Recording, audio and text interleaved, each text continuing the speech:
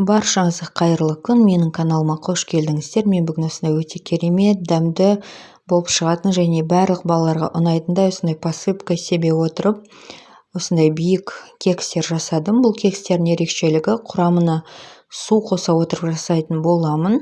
Сондықтан міндетті түрде видеоның соңына дейін қараңыздар. Егер сіздерге видео пайдалы болса, ұнап жатса, міндетті түрде жасап көріңіздер. Және де менің каналыма тіркеліп өтуді ұмытпаңыздар. Қоңыраушаны басып өтіңіздер. Менің әр шыққан видеом сіздерге көрініп тұратын болады.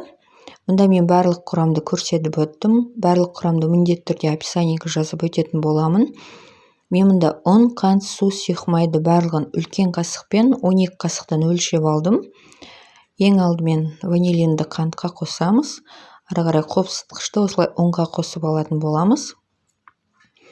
Келесі осылай ыдысымызға жұмыртқамызды және де қантымызды салып, қантымыз кішкене ерігенше осылай араластырып аламыз. Келесі сұйық май, бөлме температурасындағы су құямыз. Тағы да бәрі біріккенше араластырамыз. Ары қарай ұнды осындай електің көмегімен массамызға салатын боламыз.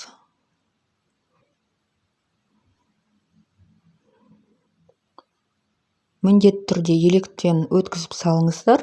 Сол кезде сіздердің кекстеріңіз биік болып шығатын болады. Мұны барлығын осындай қарапайым венчиктің көмегімен ешқандай да түйіршік қалмайтындай араластырып аламыз. Келесі мен осы массаны арнайы кондитерлік мешокқа құйып алдым. Сіздер қасықпен құйсаңыздар да болады. Мұнда мен осындай арнайы кекстің формаларына және де балаларға қызықты болу үшін осындай аю формасына құятын болам. Және де осындай қант посыпкасын себетін боламын.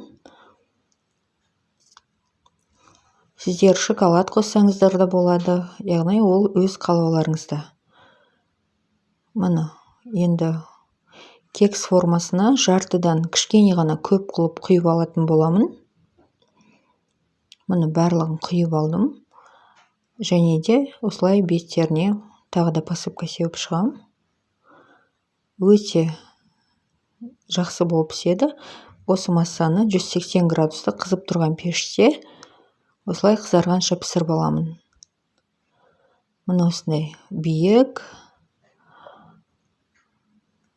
Менде осындай керемет кекстер шықты. Піскенін арнайы ағаштың көмегімен тексеріп алсаңыздар болады. Ағаштарыңыз құрғақ болып шығу керек. Мұны менде осындай кекстер шықты. Міндетті түрде жасап көріңіздер. Сіздерге ұнайтынына 100% сенімдімін. Және де балаларыңызға да ұнайды деген ойдамын.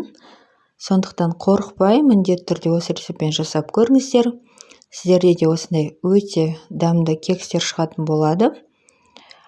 Егер сіздерге менің видеом пайдалы болса, менің каналыма жазылып, қоңыраушаны басып өтіңіздер. Назарларыңызға рахмет.